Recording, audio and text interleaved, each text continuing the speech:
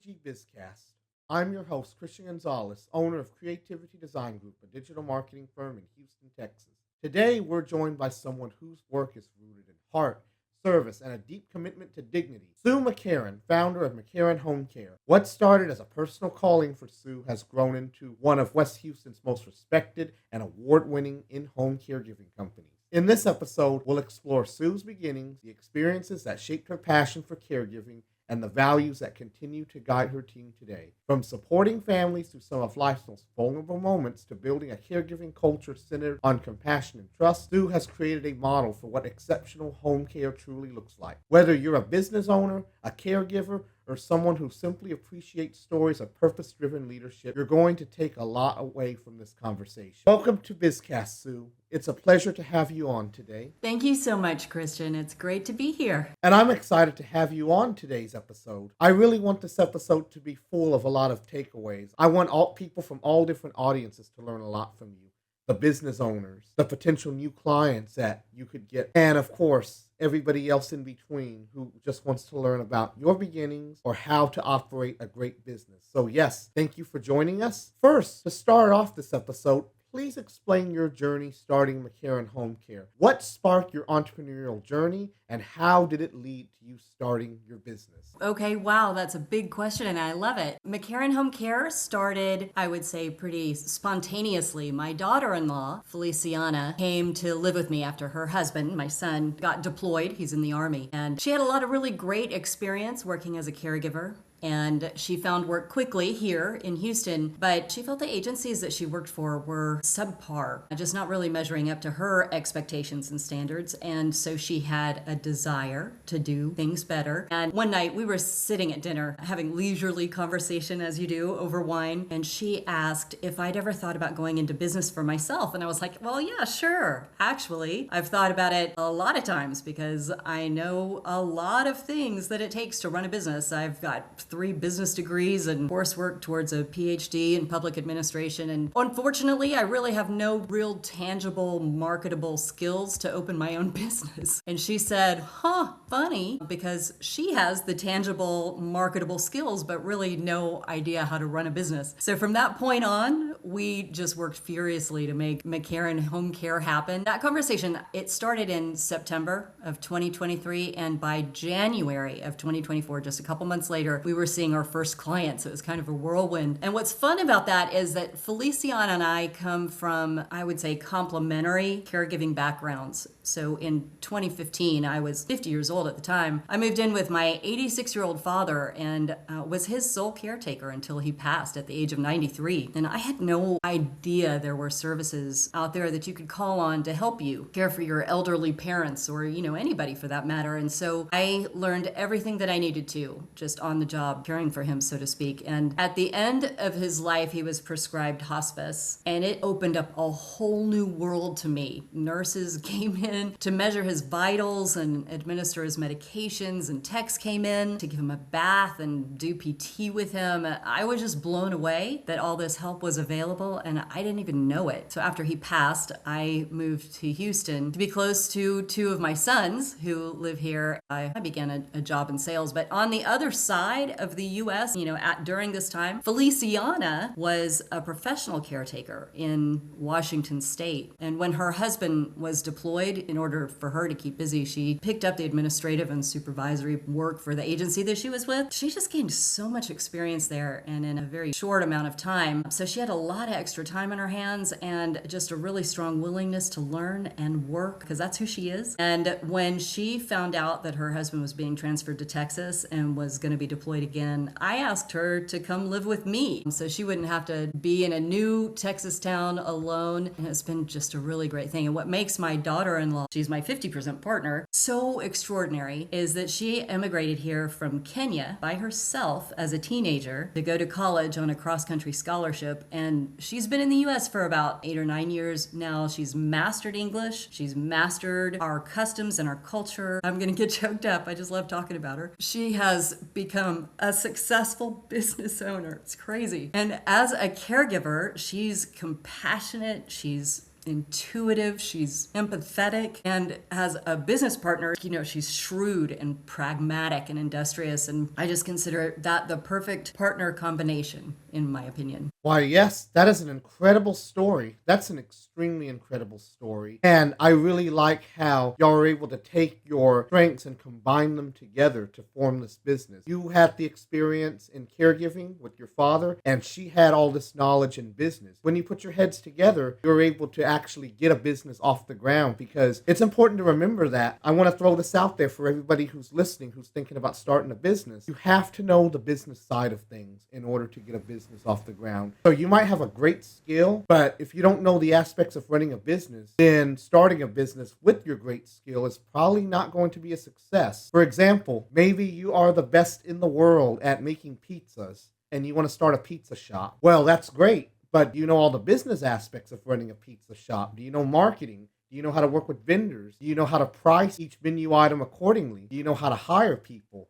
See, starting a business like that goes beyond just skill. You've got to know all the ins and outs of running a business, or else your business is going to fail. So, Sue, your story is a great one because it is a great example of two people with complementary skill sets coming together and filling in all the areas where one party lacks. You know what I mean? Yeah, that's exactly right. It's been such an amazing relationship for both of us. We would not be where we were if we had any overlap, and we don't. She is the full-on skill set with the caregivers and the supervising, and she knows all of the H regulations and all of that. And I just know the business side, so it's a perfect dovetail. And on top of that, I also had the pleasure of conducting business with you to get your business cards, your brochures, and of course, your website launched, so that way your business could truly stand out in this cutthroat world. I want to say that it really was an honor to be able to help McCarron Home Care get off the ground in a way. That's right. Christian, we came to you first just looking at your Google reviews, and I asked you to do a logo for me, and that turned into a website, which turned into my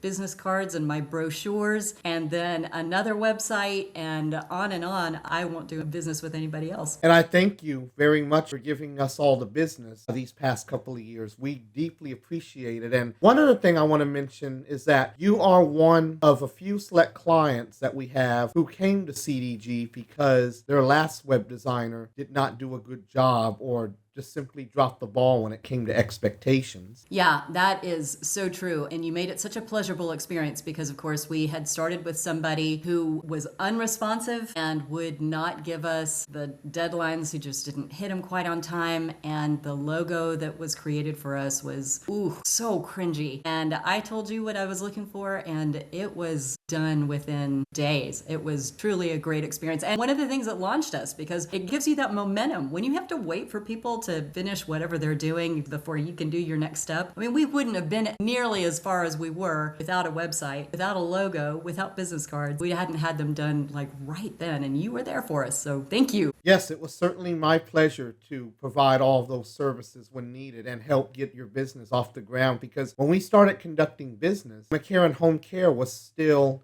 in its infancy stage, and it was still a startup business that was just barely gaining traction. And look where you are now. We're going to talk a little bit more about that in just a little bit, but first I wanted to ask, how has the experience been as a business owner between now and when you first got started? And that's when we first started conducting business. So how have things changed in such a short amount of time? Okay, so at the beginning, Feliciana really wanted to build an agency that was different from so many that she'd worked for before, because too often, care is treated as a transaction instead of as a relationship. And we wanted to build something different. A home care company that was rooted in compassion and human connection and community. And during our vision and mission meetings, we did a core values exercise and came up with our immutable laws, which are: be a good person, do the work, listen and love, and improve society. And we guarantee that we will find the right caregiver for each client. That is our guarantee as a company, that we'll find the right caregiver for each client. And we work especially hard at this right fit process, what we call the McCarron method. And our first clients came from a post on our Facebook neighborhood group that we were starting a business and we would offer 25% discount to anyone in our neighborhood willing to be our first clients. We didn't know what the heck we were doing. We were so brand new. We just just needed a client to get us started so we could figure out our processes as we were going along. And we did. We got our first client from there. And then from there, I joined the West Houston Chamber of Commerce and started networking. And, from that point on, we were just able to get a few more clients from word of mouth. And we had a slow, steady trickle of clients. And then finding caregivers was the biggest challenge. We recruited my youngest son, Joe, to help with hiring. And he's been our HR manager for a couple of years now. And he's an integral part of our business. So at the end of 2025, we were honored to be presented with the Best Senior Care of West Houston Award from the West Houston Chamber of Commerce. And we offer over 2,000 hours of care a month to our clients, and we have over 15 full-time caregivers. Our revenue is, I would say, approaching 7 figures, hopefully by the end of this year. And we have strong plans to keep a family-oriented, local feel to our agency. I think that's one of the keys to our success. And we're very proud of the fact that we're not a chain and we're not a franchise, and we're very hands-on owners. We're very invested in the health of our clients and the well-being of our caregivers even. So Joe often says our caregivers take care of our patients and we take care of our caregivers and our patients take care of us. And that's a great model. It's important to us because each part of that triangle is as integral as the others. So we as an agency are a strong team, and I believe that strength shows to our clients. And so where we are today is the result of listening to our clients and our caregivers and our community, and then constantly refining how we do the work. It's at its core. McCarron Home Care exists to make life easier for the families we are connected with, and we're very proud of what we've built, but even more proud of the relationships behind it. It's the people that you're serving, it's the people that you're working with that really make the company, and that's who we are. Our caregivers are who we are, and they are exceptionally compassionate, really good people. Goodness knows it hasn't been a smooth road. There have been many times over the past couple of years that we wondered if we were going to be able to pay ourselves. But we've, as most entrepreneurs do, I would say, have lived very austerely. And one of our clients is a retired CEO for a very successful 4-generation family business. And he always says to us, take care of your business and the business will take care of you. So Feliciana and I take that to heart, and we make sure to look after our business as if it were a precious child. It gets all our care and nourishment and resources. And before we give anything to ourselves, we make sure that the caregivers are always being paid, the bills are always being paid. And we might be in personal debt, but the business will continue on to operate debt-free. First, I want to say congratulations for the award. Not too many businesses can truly say that they've won any award of any type within 2 years or less of being in business. So I want to give you a big, big hand for that. Also, one thing that's important to remember is that if you don't treat each customer on a personal level as if they're somebody that you've known for years, and you just treat each interaction as merely a transaction, don't expect a 5-star review. These are companies who just care more about profit than they do about ensuring that their customers are happy. It's important to make sure that every customer gets a 5-star experience, regardless of who they are. And you should never just simply treat each customer as a number. Businesses that do that, they're not going to get the best reviews on Google Maps. And that's going to hurt their overall rankings overall. For me personally, I like to aim for 5 stars every time. But as a consumer, let's say I am using Google Maps and I'm trying to find a business. To me, anything less than a 4.5 is not going to get my business.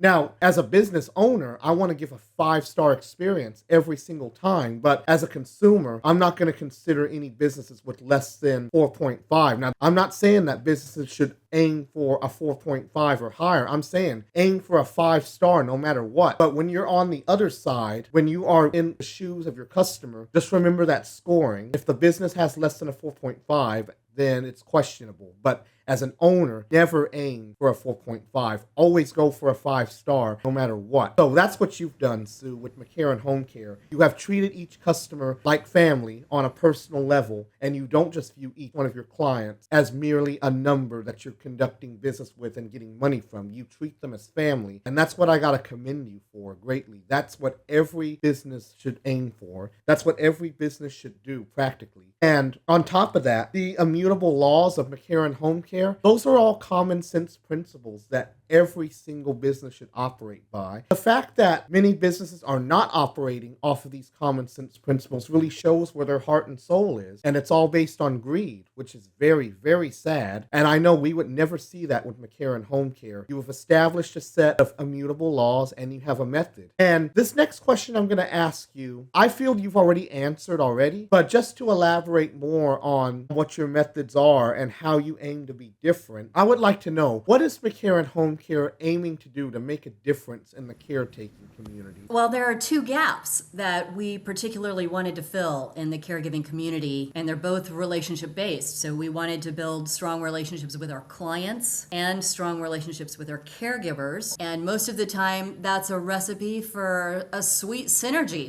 for all parties, but sometimes it can be bittersweet. So one of our greatest learning experiences has been upholding our guarantee to find the right caregiver for each client. When we think we have found the right caregiver, like just perfect for all the right reasons. They've got great experience, they're skilled, they're licensed, they've got fantastic references, they're on time, they show up for every shift, just, fantastic. The client may feel that there's a personality clash, and sometimes it can take a very long time to find the right match. And that's discouraging for all of us, especially for the caregivers who are unmatched. It hurts to see their talents going unappreciated. So one of the biggest challenges, though, and this kind of goes along with that, is working with new Americans who are, and by new Americans, I mean immigrants, legal immigrants, people who have come here to our country, spent their hard-working money, time, efforts, sometimes it's taken years, and all of their savings to come here to our country to work to build a better life for themselves. So these new Americans who are pretty skilled and very experienced and really have a heart for their job, but are not necessarily savvy in American customs and culture. So their patients find them off-putting. And this is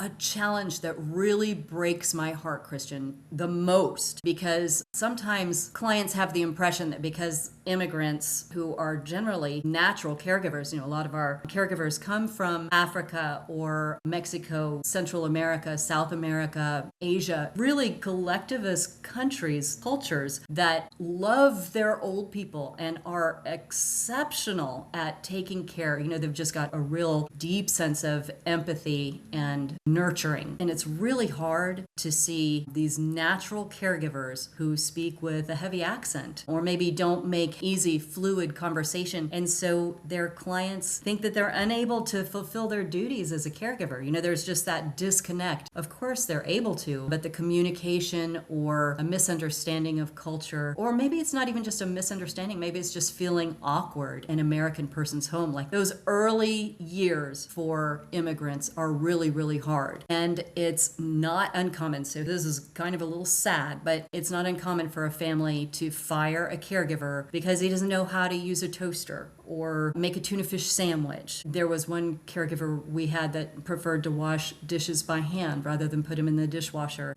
So those kinds of things. The caregiver may always be on time, never miss a shift, have exemplary caregiving skills, but they're just not quite fitting the bill for the client. So actually, because of this challenge, I have started a nonprofit geared towards helping new Americans, and it's called Global Pathways Institute for Caregiver Readiness. And so it helps these new Americans, legal immigrants, to obtain their CNA license, which is a certified nurse's aide, and it helps them become more acculturated to American customs. They understand the norms. There are a lot of different, I would say, cultural differences when it comes to communication, conflict resolution, familial norms. There's very many things that, kind of stand in the way of feeling comfortable in somebody's home. And so my hope is that by gaining some experience with American families, that these new American caregivers will have greater success in their careers. I find that very noble that you want to help these new Americans kick off their career in caregiving successfully. And it's very sad that they do get fired for little trivial things like that. That's very heartbreaking. These people just want to be given a chance. They've just come into the country. They've come in legally. They want a career, and they've chosen caregiving as their career choice. And that is a very, very heartfelt career to have. People who go into this career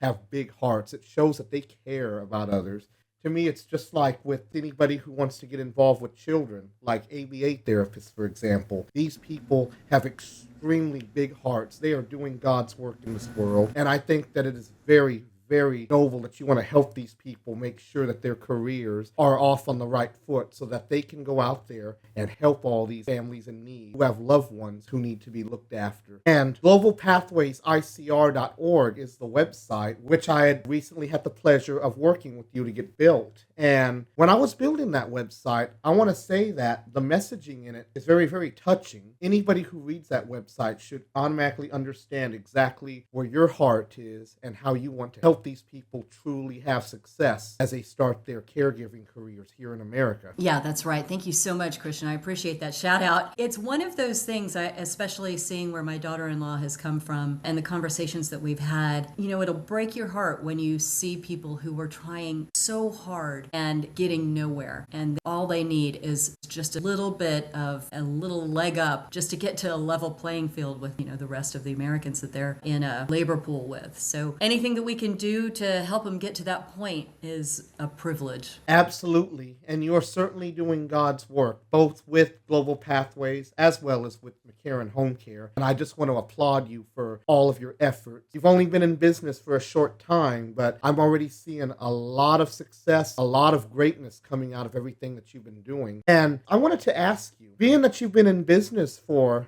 quite some time now, what is your favorite thing about being a business owner? I know there could be more than one answer to this question, and you're more than welcome to tell me more than one answer, because as a business owner myself, I have a ton of answers to that question. But what are your favorite things about being a business owner? Gosh, I think like every entrepreneur, the most exciting things about being in business are knowing that my time is my own, my money is my own, the culture that we create in our company is our own. And for most of us, most people who want to leave, working for the man, so to speak, and go into business for ourselves, there's an aspect of control that is very exciting. And so for us, I would say especially that control was the idea of changing the caregiver industry, even if it's on a very small scale. We're just one small, tiny company. But for most larger agencies that don't have that family feel, all of our family is involved in our business. My son Joe is part of our leadership team, and he does HR for us, as I mentioned earlier, as well as marketing and business development. And my son Ethan helps in sales and even as a caregiver when needed and with some of our financial endeavors. And then my son Austin helped us financially at the outset. And of course, my daughter-in-law, who is our whole reason for being, Feliciana. So, we get along really well. We have a blast together as a family. So business is an easy extension of that. And I think what comes from that is a great ability to relate to families who are looking for care for their own parents. And we have a strong connection with families and with their communities. So being able to hone that and to cultivate that is something that we all love about running our own family business. Yes, those are all wonderful aspects of running a family-owned business. That's the key word right there, family-owned business. As a family, you get to stay together. Everybody gets to work closely together, and they don't have to worry about office politics or anything like that. It's so much different versus when you work for somebody else. And even businesses that are partnerships that aren't family-based, but, multiple people, that can also open a lot of doors for conflict too, because each partner doesn't see eye to eye. But when it's a strictly family-based business, everybody gets to be on the same page a lot easier for the most part. So, and then of course, the scheduling, like you said, you no longer have to commit yourself to a 9-to-5 job where you have to get up early, fight traffic, and do all this craziness, all this chaos of just simply being a full-time employee. Now, the time is yours. You get to set your own schedule, your own business hours. And if you need to take some days off, you are your own boss. You just ask yourself for permission to take days off. You check your own calendar to see if you have the time off. You no longer have to answer to anybody anymore. It's just a great sense of freedom. And that's how I felt when I left my full-time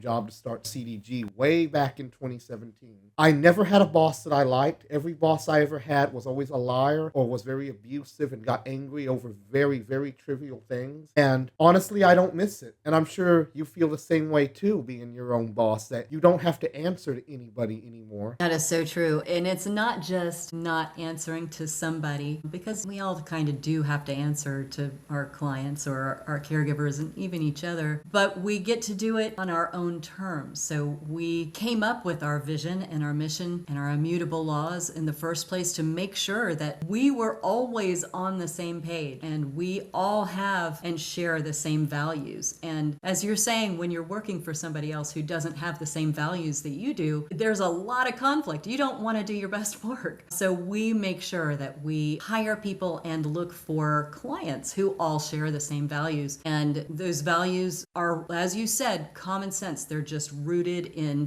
decency and being good people. And if there's anybody out there who is not a straight arrow, they're probably just not right for our business, one way or the other. And that's a call we get to make. So exactly. Right? You get to pick and choose who exactly you get to do business with. And that's why you have your system of trying to find the right caregivers for the right people. I worked for a lot of different companies where there were really no values in place. It was all driven by greed. I worked for one company that was always ripping off customers. I wasn't involved in the ripping off. I was just on the production side. But on the customer service side, they were not fulfilling customer expectations and they were always lying to them. And that was always heartbreaking to see. I worked for another company after that to where the bosses just only cared about lining their own pockets and didn't care about how their employees were being paid or even offering the best of customer service either. I saw lots of lying going on, lots of employees who felt like that they were being overworked and underpaid. And see, experiences like that caused me to walk away from working for other companies.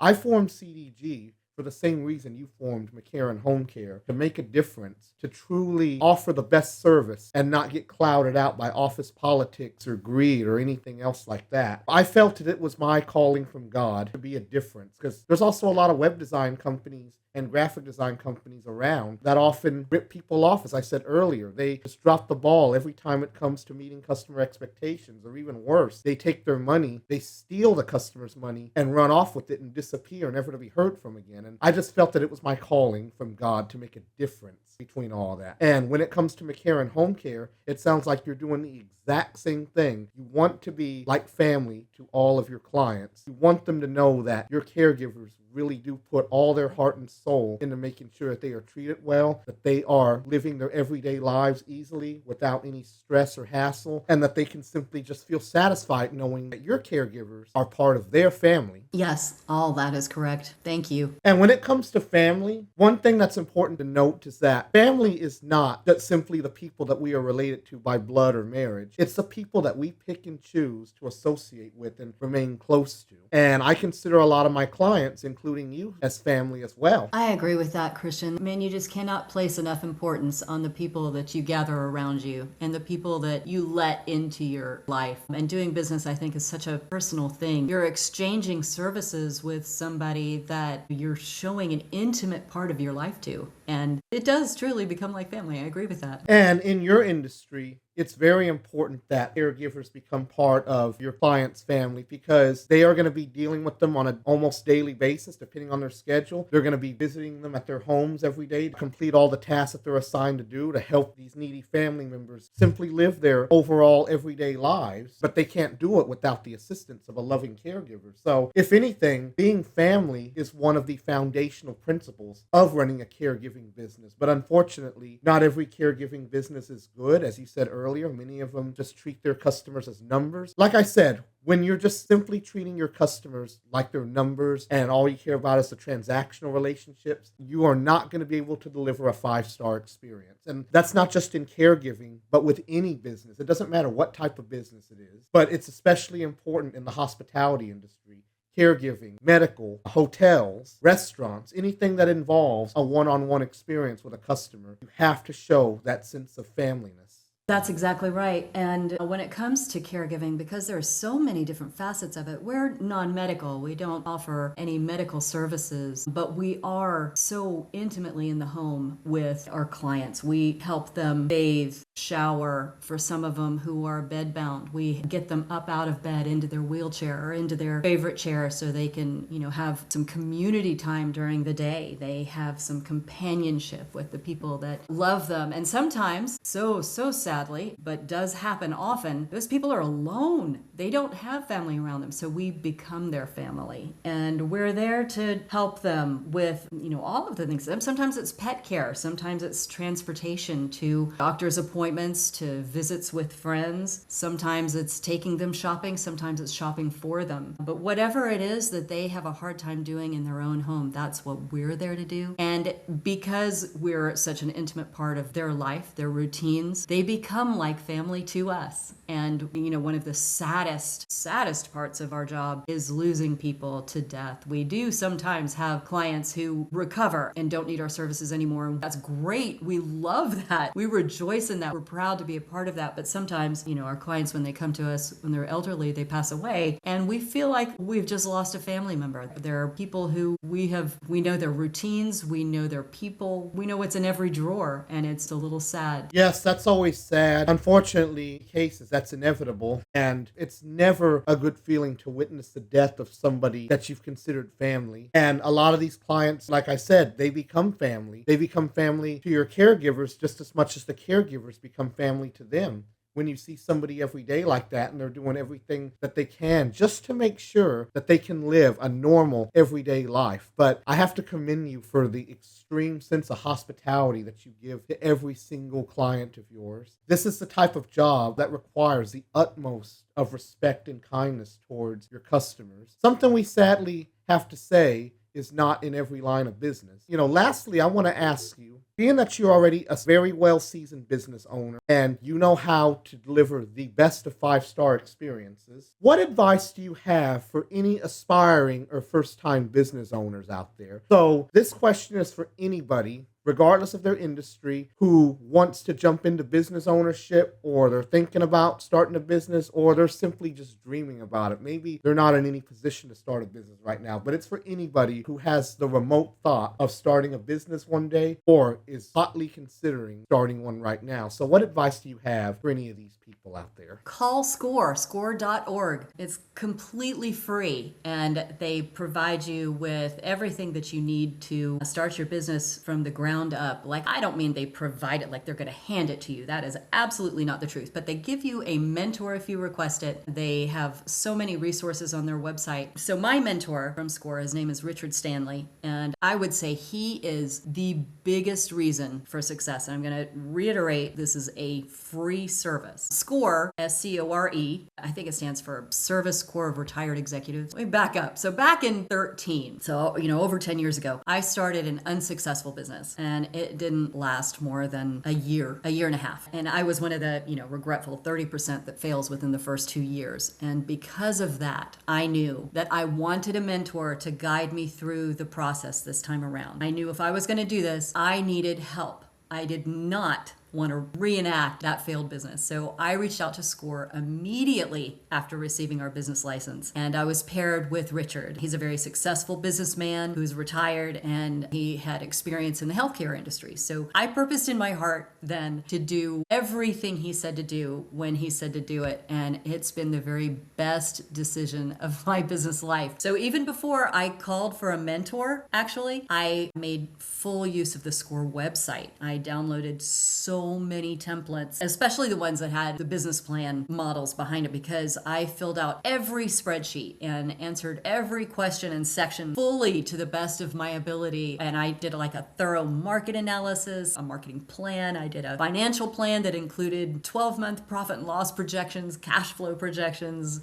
a break-even calculations, a SWOT analysis, an operational plan. I mean, you name it. So my business plan was like 40 pages long. It's really, nobody's business plan needs to be that long, but I wanted to be extremely thorough with it because I didn't want any surprises around the corner because I had been through that before. So I really wanted to do it right. And I knew I wasn't going to get funding, which is usually the reason that you do a business plan. You're looking for a loan, which, by the way, SCORE will assist you to get an SBA loan if that's the direction that you want to go as a brand new business owner. So also another benefit, but I knew I didn't want to do that. But it was all just absolutely fundamental to being able to to think through all the many decisions to decide if this business would be tenable. And the webinars, so I think I signed up for every single one of their webinars the first 6 months that I was in business, whether it had anything to do with what I was doing or not. I just wanted to learn everything that I could because they're free. They're completely free. And so, as I said, with a failed business under my belt, I didn't want another one. And I was determined to think through every facet of the next few years, even up to 10 years in the future, to make McCarron Home Care succeed. And Mr. Richard Stanley, he helped me through creating my logo, through building my website with you, through marketing and business development, partner contract, verbiage for scripts that I use, and I don't know, just a whole lot more. And again, it's just free. There's no reason not to do it. It's been a really, really good experience for me, and I highly recommend it to anybody who is going into business for themselves. Yes, I've utilized SCORE's resources too in the past. They are completely free. They are taxpayer funded because they are government. That's why it's technically free in a sense. And they do have mentors for all aspects of business. And writing a business plan is one of the most important first steps, if not the most important first step in starting a business. Even if it's not per se just getting funding, it's also your roadmap. It'll help guide you over what you need to know as you start your business, especially when it comes to financial projections. So it's basically a document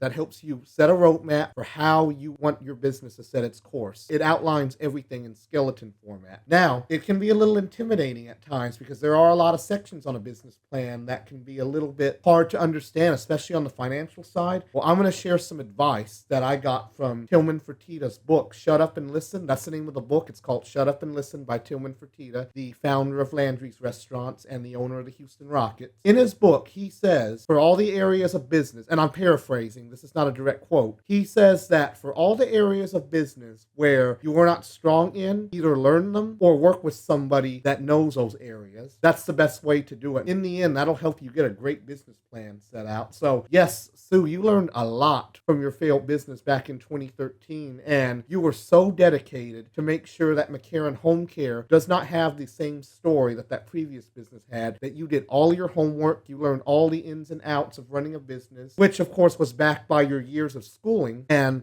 the rest is history from there. Like I said, when it comes to starting a business, you've got to know all the aspects of running a business. You've got to learn the ropes. I used the example with the pizza shop earlier. You could be the best at making pizza, but if you don't know the aspects of running a shop, which goes beyond just simply being in the kitchen putting a pizza together, then your business is going to fail. My final tidbit for everybody out there who really wants to start a business, but they don't know where to begin, remember, learn all the ropes of starting a business, get the help you need. SCORE is a great resource, and then from there, you'll do great. Remember, business plan is not just about getting funding or about getting a loan. It's about making sure that you are setting the right course for your business and that you know exactly what you need to do as you go through the startup phase. Yeah, that was so helpful for us in the startup. And, I think this is crazy to even remember, but right before we won Best Senior Care of 2025, Feliciana and I were kind of going through a slump. We had so many call outs and we were working round the clock with our clients. By call outs, I mean our caregivers for, one reason or another couldn't make their shifts. We have never missed a shift. We guarantee that our clients will always have somebody there. So in order for that to happen, that means that Feliciana and I, and sometimes my sons, have to go in to work as the caregivers for the families. And it was getting overwhelming. It was just a really hard slump. And I called a friend of mine and said, this is too much. We're sinking. Financially, we're okay, but this is a lot of work, which being an entrepreneur is. It's all on you, man. You're going to pass or fail on your own guts and glories. So I called a friend and said, I don't know what I'm doing. I'm thinking I'm going to have to get out of this. I might want to sell. And he said, whoa, take a step back. You're in your infancy. You're doing so well. You're just feeling a little bit of burnout. Read the book Traction. See if it doesn't help you. See if it doesn't get you back on track. And so not only did I read it, but now on a weekly basis, our leadership team gets together and we go through the book and we do all of the exercises that it has laid out to create traction. If you feel like you're spinning your wheels, you want to create traction for your business. So we've adopted adopted that as part of the regulations that come under having a home care business. You have to have a quarterly plan that you settle on. And we have adopted the traction plan to dovetail into this quarterly QAPI plan. We call it our QAPI Plus. And in QAPI is quality assurance and performance improvement, QAPI. So now we have this QAPI Plus program that we do, and it's just been invigorating for us. It set us on the right track. For one thing, having weekly meetings, we just didn't really think we need it. We're a family. We all live together. We play together. We work together. We see each other all the time. What purpose could there be for weekly meetings? But my gosh, they have been so good, and we've been doing them now for a year. And the whole purpose of the weekly meeting is because, when you tell somebody you're going to do something, you don't really do it until you see them the next time. Maybe you rush to get it done. Well, if you're on a weekly time frame with somebody and you've got people looking at you for results, you have to get those things done. So as a result, we have had far fewer call outs with our caregivers. I would say we have a nice synergy working with each other, our leadership team, but also we have a lot of hope for the future. So we set out, because of this book Traction, set out a 10-year plan. And then you back down and you do a 3-year plan, and then you back out of that and you do a 1-year plan, and then you do your quarterly plan. So everything is building on each other. Very simple, basic business steps. Things that and especially I know because I have a business back, but having somebody hold your hand and take you through it, it felt a little bit like my SCORE mentor, somebody, who's right there just telling you what to do. If you do it, you're going to succeed. So that's been really helpful too. And who is the author of Traction? The author is Gino Wickman, and he has several other books, the whole process. And I would say you just, take and use what you need to out of each one of the books. But what makes it so fascinating is that it's really you just getting a grip on your own business. In fact, that's what the title is, Traction, Get a Grip on Your Business, I think. And Gino Wickman is a great author just because he's so simple. He's taking principles that you absolutely already know, but making them very useful to you in your daily lives, in your daily business life. Yes, it's another book that I would like to check out myself, but I also want to recommend it to all of our listeners. That, along with Tillman Fertitta's Shut Up and Listen, these are both great books that I feel that business owners could really benefit from, especially if they are suffering from